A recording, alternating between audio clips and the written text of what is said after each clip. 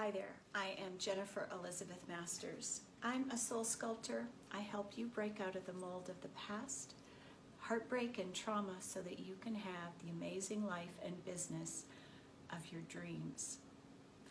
Why do relationships fail? And if there was an MA to get, it might be on relationship failure, and I think I've had it a few times. So I'd like to share with you the things that I've discovered and many of my clients have mentioned also. And there's quite a long list. I think you're going to enjoy this. And it's going to be quite eye-opening because when we are dating, there's a lot of things that we just let whoosh go by. We don't question things that we see or hear.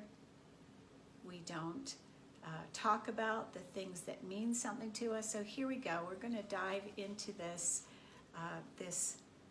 litany of why relationships fail. So the first one is that when we're dating, we're on our best behavior. And when we're on our best behavior, we don't want to rock the boat. So when we see something or we hear something and our date says, maybe they say, I don't like kissing. And we might really like kissing, but we don't question it because we don't want to throw them off, or we don't want to throw them to the curb, or we want them to like us, so we don't question it. Well, what do you not like about kissing? So what does that mean for you? Does that mean that there's no foreplay either? Is that what that means? Does it mean that you don't experience passion? So if we let something as key as I don't like kissing, and we let that go and we don't question it, we're basically agreeing that that's okay. All right, so first one is we're on our best behavior. The second is we don't want to rock the boat. We want them to like us. We want to be liked. And so in that, we may not react to something. We may become a deaf mute. We may not respond to something where we really need to speak out and go, excuse me, but I don't appreciate that. I don't like that comment you just made about women because I'm a woman. That means that's how you feel about me too. All right, we don't ask questions. So if we don't ask questions, then that means that someone that we're dating says something. And it could be, I don't want children. And maybe you want children, but you don't question it, and you go along, and then you go on another date and another date. Well, you are agreeing to the fact that they don't want children by saying nothing. And so it's important to talk about the things that are important to you, which leads me to the next one is we don't know our core values, or we're not clear about our core values, or we don't ask, these things are important to me: family, God, meditation, time alone, nature, pets, cats and dogs. And maybe they don't like cats and dogs. Maybe they don't have cats and dogs and they've never had them. What does that tell you? Don't assume they will be okay with yours if they've never had cats and dogs before. What are your core values? You've got to know them. I have an article out there, why you need to know your core values. Just Google that, Jennifer Elizabeth Masters, why you need to know your core values. Because it's one of the key ingredients. If your core values don't match, maybe you are a firm believer in God and manifesting and being enlightened, and you're very spiritual, but the person you're dating is an atheist. That doesn't align. There are certain things that we could let go, but that's one that doesn't align. So does somebody who wants children and you don't want them. Know your core values. And then that leads me to the next one is we need to know ourselves. if you don't know what you love and what you don't, what you like to do, what you don't like to do, maybe you like to lounge around in your pajamas until 3 o'clock in the afternoon on a weekend. And the person you're dating is up at 6 and wants to be going all weekend long. That doesn't match with your desire, your passion points, the way you like to live. All right, so how about they have either rudeness or bad table manners, or they are disrespectful to you, and out of the chute, here's the thing, is that when we are dating, we're on our best behavior. It's the best it's going to be. It's not going to get better. They're not going to magically change. That's who they are. And so if you see bad behavior and you don't question it, you again are agreeing to it. You have to speak about the things that you see as you see them. You know, every day we are training others how to be treated. You know, like a puppy, if you don't catch the bad behavior in the moment, you are letting it slide. You're allowing that puppy to have that bad behavior forever. I walk a neighbor's dog. This dog, it's not trained. It doesn't listen. It pulls like crazy, and off leash or even on the leash, he doesn't listen.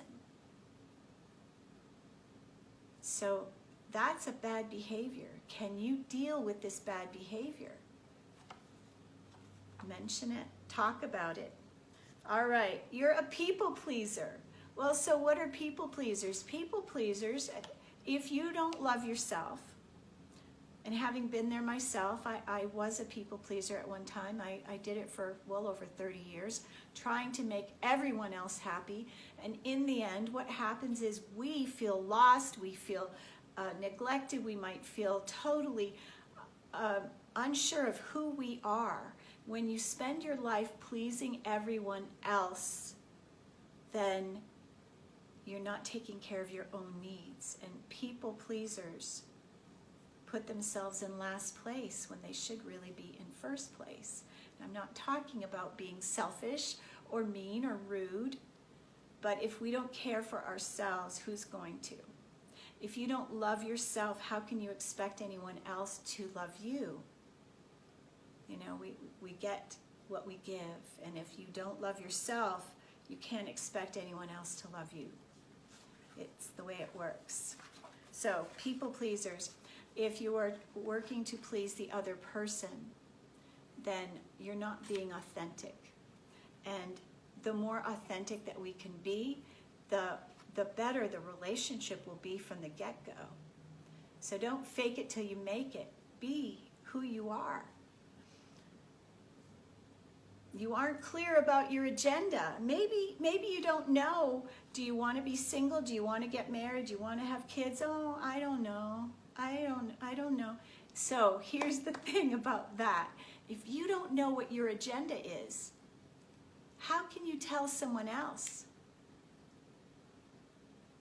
So maybe you've been single a long time and you enjoy being single. You like having your own place.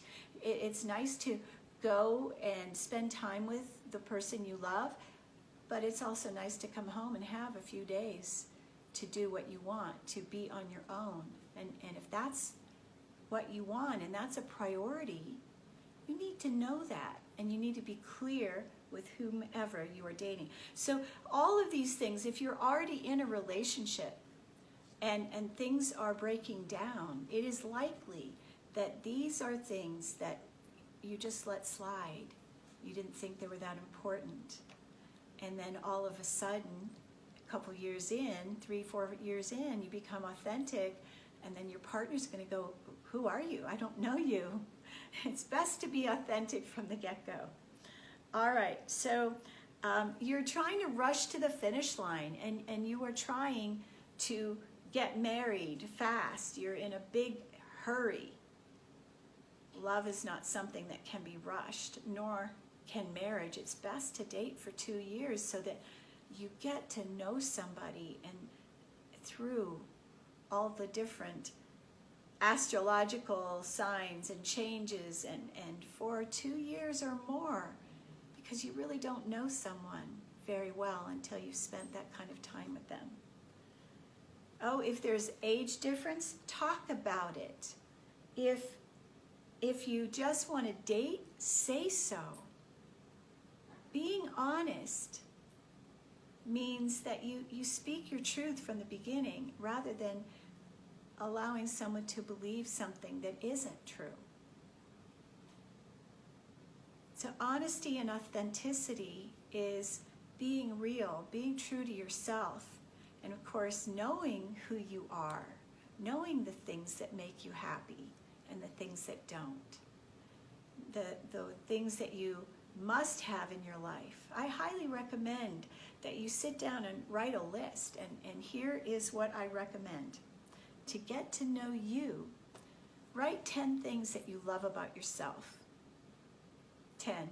What do you love about you? Not what do you do for others. No, what do you love about you? What are qualities that you have that you love? And if you can't write 10, then you need to read my book, Odyssey, Victim to Victory. You need to read some of my self-love posts, watch my videos on YouTube, and get to know and love you for who you are. The second thing that you want to do is write a list of the things that you love to do. Maybe coffee is a morning ritual and you love to have your coffee in silence. You don't want anybody talking to you, and then you sit and meditate. Write it down. What do you love to do? And then the next is, what are you passionate about? What really rings your bell? What gives you great joy? When you know yourself, then you can be much clearer at the beginning when you're dating. You know, women have a tendency to have sex with a guy to keep him.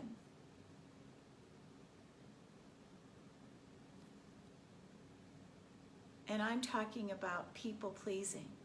So if you are getting to that intimate place with somebody before you're ready, then you're doing yourself a disservice. Take a step back, sit down and really rethink what it is that you really want. And maybe you're not ready for a relationship, and that's okay. Take time for you.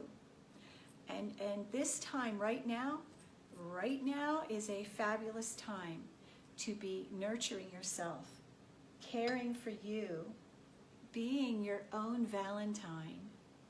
I'm being mine. If we don't take care of ourselves, if we don't love ourselves, we can't expect anyone else to. We have to put ourselves in the prime position, taking care of us rather than giving to everyone else till we're depleted. Then we end up resentful and angry. And that is a recipe for disaster. I want you to have the greatest success in your relationships. So I hope that you will watch this again, take some notes, send it to your friends, and please do enjoy this series. I do have a bundle that will help you overcome past heartbreak. It is called Infinite Love.